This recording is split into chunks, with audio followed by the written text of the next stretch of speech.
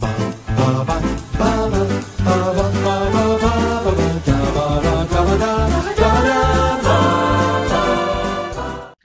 I'm Thomas Carruthers.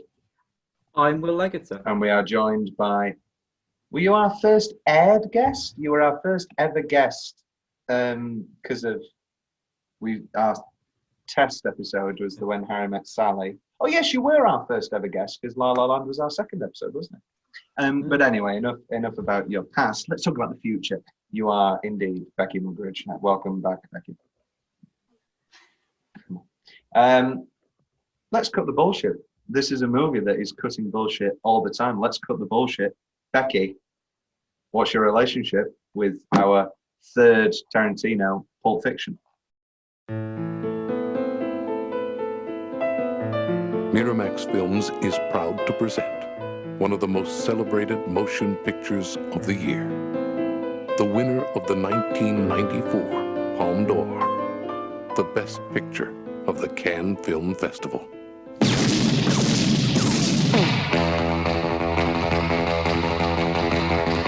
Come on, let's get in character. Why are you so interested in Big Man's wife?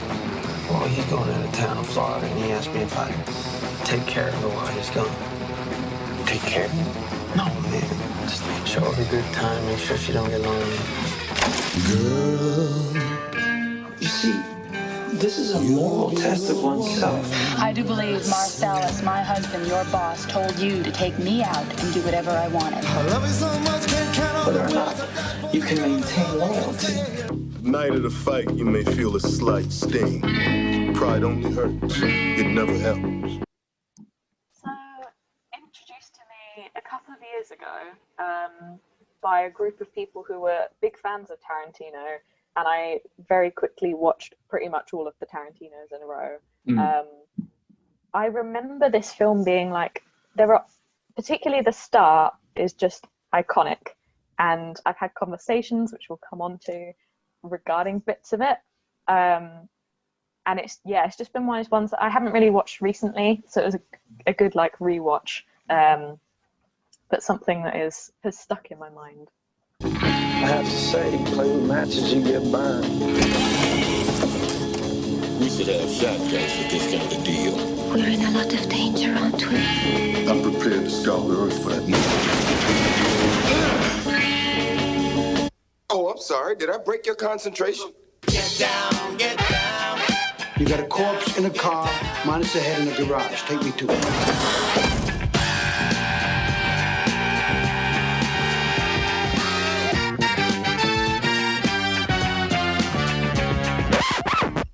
Don't you hate that? Hey, what? Uncomfortable silences. John Travolta, Samuel L. Jackson, Uma Thurman, Harvey Keitel, Tim Roth, Amanda Plummer, Maria de Medeiros, Ving Rhames, Eric Stoltz, Rosanna Arquette, Christopher Walken, and Bruce Willis. Looking at something, friend? Ain't my friend looking. Die, you mother! A new film directed by Quentin Tarantino. Pulp Fiction. You really thinking about quitting? Most definitely. What's you gonna do then? Basically, I'm just gonna walk the earth. What you mean walk the earth? You know, like Kane in Kung Fu.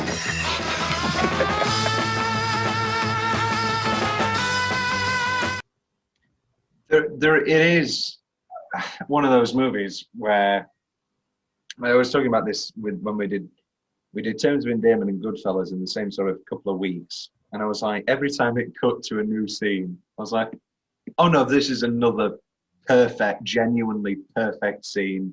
There's just no, and that's the same with Pulp Fiction. There is just, well, there's one big one which I think me and Will are in agreement with. Are we on about? There's a certain character in this movie that, and I don't even think it's a certain character. I think it's a certain actress. Yeah, but we'll get to it. Yeah, yeah. And I don't, because I don't know what Becky's stance is on this. It's Uma Thurman. Yeah, I hate John Travolta, guys. Samuel L. Jackson, overrated. I realised the one episode I try a new backdrop is the one where my Pulp Fiction poster is not in shot. Oh, well. I've been waiting for this. No. It's just because I have a really obvious one, and it's because it's like it's one of the bits that sticks. I'm not sure you'll agree with me here, but it sticks in my head, and it was the one bit that like, yeah, I could like play through in my head, and it's pretty much from, I don't know how much 10 minutes is, but the car conversation about McDonald's in okay, in like Royale with cheese.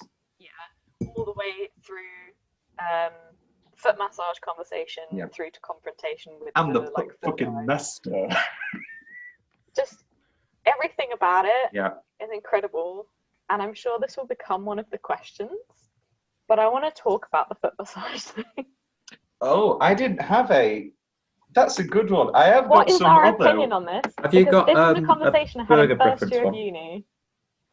I haven't got a burger question. I do have a sex-based question, but I guess no. Let's talk about foot massage. Let's do Becky's question.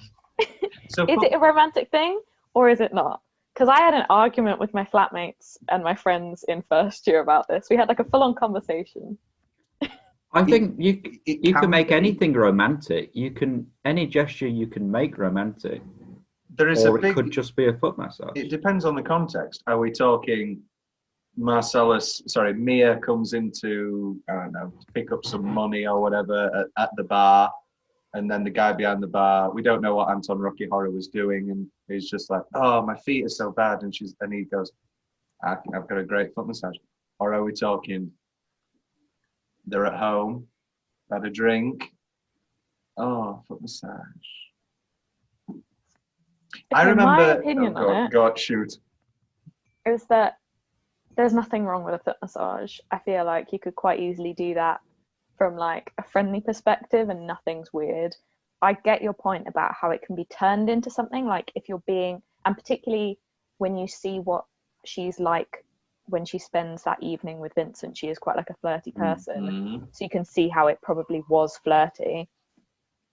But if you just take the standalone concept of a foot massage, I don't think that is in any way. So you agree romantic. That rubbing a lady's feet and sticking your tongue in the holiest of holies ain't in the same ballpark. It ain't in the same game. It ain't in the same fucking spot. I just love that whole conversation. It's a great conversation. I love. One of my sneaky favorite parts is. Yeah, we're too early. Let's go stand over there.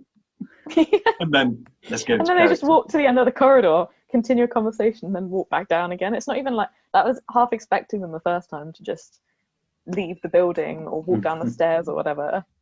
And it's for like 30 seconds. Burger dance as one. Yeah, there's two great burger scenes actually. Yeah, so tell me again about the hash bar. Okay, what you want to know? Hash is legal now, right? Yeah, it's legal, but it ain't 100% legal. I mean, you just can't walk into a restaurant, roll a joint, and start puffing away. I mean, they want you to smoke in your home or certain designated places. And those are hash bars. Yeah, it breaks down like this, okay? It's legal to buy it, it's legal to own it, and if you're the proprietor of a hash bar, it's legal to sell it. It's legal to carry it, but that doesn't matter, because get a load of this, all right? If you get stopped by a cop in Amsterdam, it's illegal for them to search you. I mean, that's the right that cops in Amsterdam don't have. Oh, man, I'm going. That's all it is to it. I'm fucking going. No, baby, you think it the most. But you know what the funniest thing about Europe is? What? It's the little differences. I mean, they got the same shit over there that they got here, but it's just there, it's a little different. Example? All right, well, you can walk into a movie theater in Amsterdam and buy a beer. And I don't mean just like a little paper cup, I'm talking about a glass of beer. And in Paris, you can buy beer in McDonald's. And you know what they call a quarter pounder with cheese in Paris? They don't call it a quarter pounder with cheese? Oh man, they got the metric system. They wouldn't know what the fuck a quarter pounder is. And what do they call it? They call it Royale with cheese. Royale with cheese. So it's a tasty burger. That's a tasty burger. That is a tasty burger. That's great. Could you say dance going into drugs and then I would shock? I would instead go. I'll split them into two. I would instead go date into dance. I think that's a lovely 10 minutes. I just enjoy them talking, the whole $5 shake business. Got it then Christoph bloody as hell. Apartment into the heroin. Where have I got heroin? Where have I got heroin? Here in this drawer. I left it down here somewhere. I don't adrenaline. I don't. Marvin? No. I don't know. Are we going to talk about this now? The whole heroin? Yeah, why not? Let's talk. Let's fuck it up. Let's talk about the heroin. I mean, from a biomedical science aspect. Oh, right. Oh, great. Little medical Becky. Very inaccurate in the whole adrenaline thing, and like stabbing you in the heart thing. But there is like a treatment for overdose of heroin, and it's called Narcan, and you can either inject it into the blood or into the muscle, and it basically counteracts the effects of an overdose of heroin. But not into the heart. Not into the heart, and it's not adrenaline, and it's not like that in any way. And you wouldn't have the like sudden awakeness. It would be like a, in hospital, slowly being injected with a drug situation. Just as cinematic as. Yeah, of course. Because that's that would definitely be a Tarantino moment. Can I do the fun fact that no one knows? Did they film it that scene was shot in reverse. So you could get, because he filmed it touching her and then went, so when they played it in reverse, it was as close as possible to stabbing her. Great stuff. Best, no, Will's more general favourite part of the film. Royale with cheese, all of that. And then when it comes back again, when he's like explaining to the guy in the chair, do you know what they got? And he's like, tell him. And he's just there in the background with the briefcase, like, Royale with cheese. Do you know why they call that, Brett?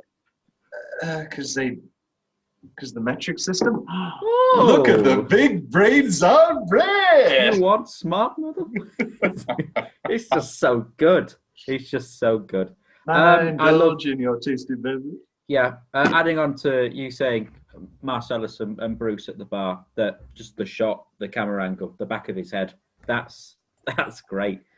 Now to the fact you're going to hear something. That's pride fucking you. Great stuff. The poor waiter at the date when he gets the order, he just stood there like 11, bless him. Oh, waiter? Well, that's Steve Buscemi. Did you not notice that was Steve Buscemi? I did. Have you watched this? How many times have you watched this film now? Sorry. You don't need to apologise to me.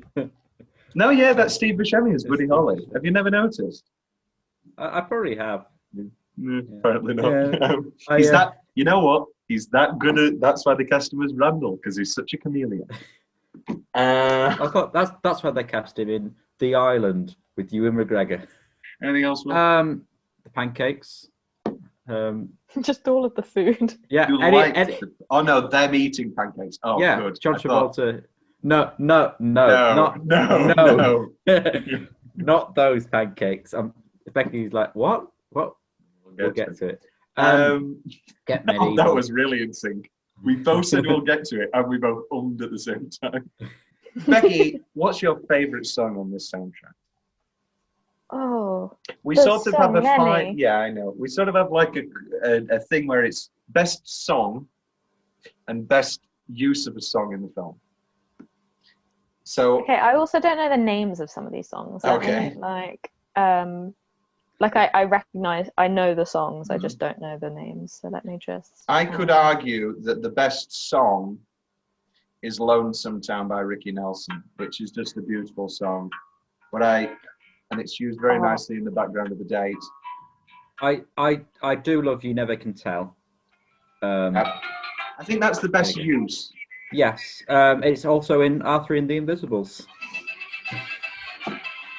But you know I think we can agree. Okay. Oh, you go. Yeah, I think we can agree that the best soundtrack title is "Bring Out the Gimp." Bring out, you're goddamn right it is. Wake him up. You just have to wake him up now, won't you? Great stuff. I'm a big fan of Flowers on the Wall by the Statler Brothers, just as a song. I really like it's a great song about being alone. I keep hearing you're concerned about just the Becky, great lyrics. What were you going to say? Yes. My favourite song on that soundtrack is strangely Son of a Preacher Man. I love that song. I'm all about that song. But it's not really like a main song in it. It's kind of in the background slightly. But it is also an impeccable choice and an impeccable scene. Yeah. I once played the adopted son of the preacher man, where Tom played that preacher man. Yes, I played your father figure. In the words of George Michael, I will be your father figure. Put your tiny hand in mine. Son of a Preacher Man. My opinion on the best use of a song, it's got to be Mizzaloo. It's just like, it's so iconic. There was even like an Instagram filter fairly recently that was like, you filmed something and then at some point it paused and went. I have the bit where Marcellus is getting raped and Butch beats up the gimp, breaks the chair, picks his weapon and comes back down. That is a great minute. However, no. They're the nominations. We will talk about the best minute later. Yes, let's Will, do it. what are your other nominations? My other nominations, I'm spot on exactly the same as you, but I'll also add in Winston Wolfe. For minute? Yeah, he's in it for a bit than a minute. More than a minute. His the initial appearance when he's at the door is like, "I'm going to solve all your problems." I have it's my direct line. Yeah, well, okay. This is the most advertified type of film ever. This is the problem with bloody direct line. Yeah, now I can never watch Winston Wolfe, and that's a real shame in many ways. That's my biggest change. Is that direct line have ruined. And there was a confused.com there was a song that's used in a confused.com advert. Jesus Christ. Whilst they're in the diner. No, not in the diner. In the the.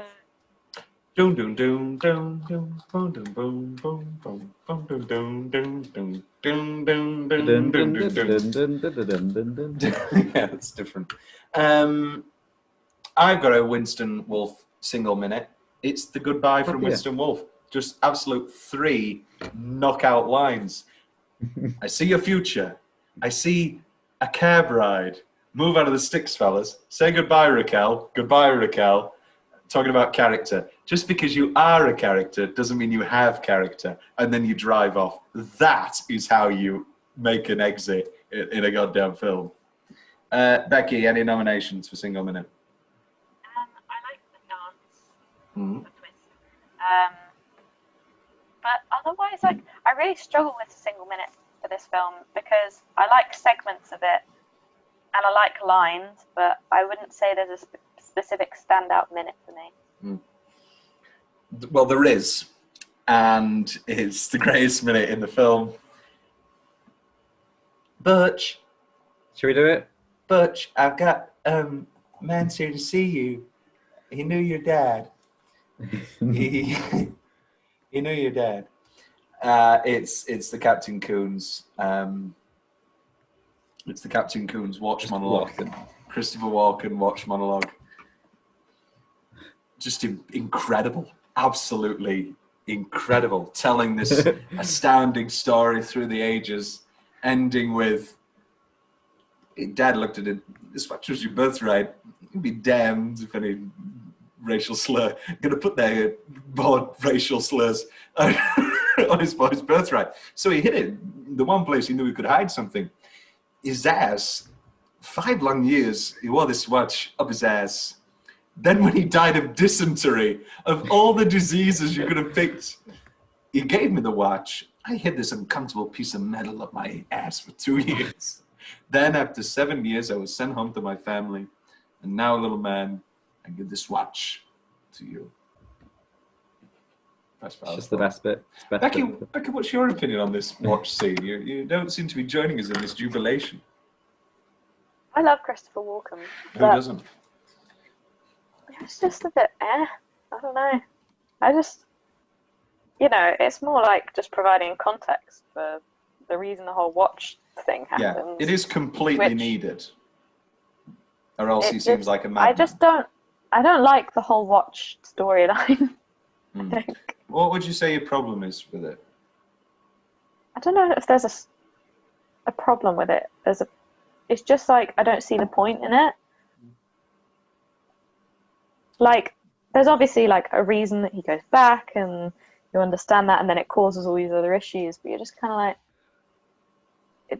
there's no, I don't know. It doesn't link to like the rest of the film as much. Yeah, it is rather insular.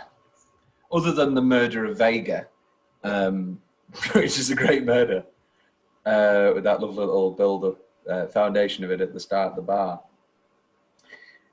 It's a great payoff. But no, it is a middle section that has all but nothing to do with the rest of the film, bar its obvious Marcellus connection. Jesus Christ, it doesn't get any better any time. Becky, what do you think of Butcher's Girlfriend? I like the storyline there. What do you think of the actress? Do you think that she's absolutely insufferable? Bad. I think, like, she's obviously not like a standout character or anything, or a standout actress, but I don't know, I just think it kind of fits. So this is Maria de Medeiros, who has been in nothing since. So I think that, well, no, she's been in a lot of small things. So I think that people are agreed with us here. I mean, I can't stand her. I think she's genuinely really quite bad. It's a pain when she is on screen. Whenever she is on screen, it is a goddamn insufferability. It's terrible. She's actively bad. I can't stand her. Will, you agree in this opinion? I don't enjoy the performance, no. I don't think it ruins the film. Blueberry pancakes. I think it's that bad. I want blueberry pancakes. I want blueberry pancakes. Fuck off. Jesus, just my head in. What's left from Will's notes? I've always said when he here we go. This is what's left of my notes. I've always said when he goes back with the motorbike, he shouldn't. He should just drive off without it. Yeah, I would prefer that too. Anything left from your notes, Will? No.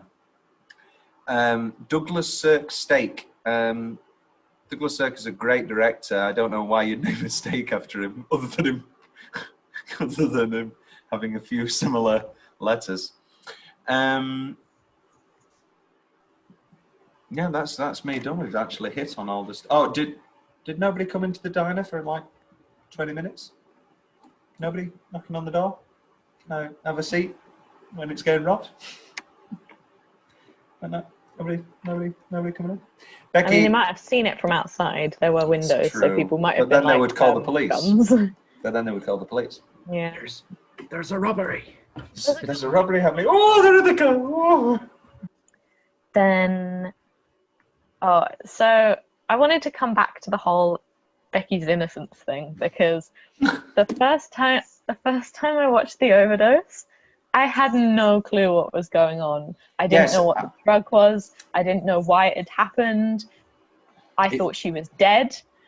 And I just turned to the person I was watching it with like, what's happening? It did.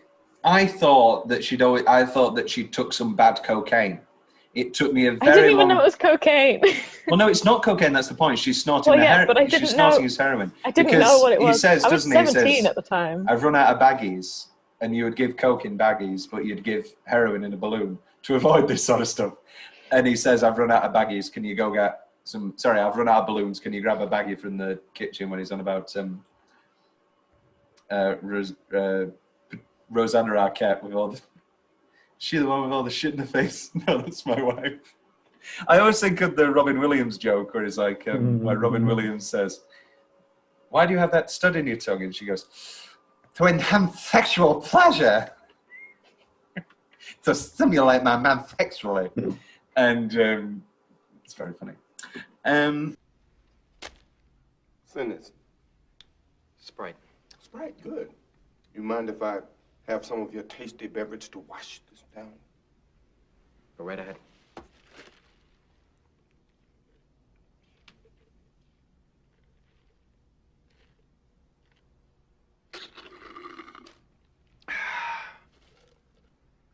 That hit the spot. You, flock of seagulls. You know why we're here? So our next episode will be Django, but we will be joined by Becky for Inglourious Bastards, where we will get some energy for the episode with gasoline. Da ba da ba da ba da.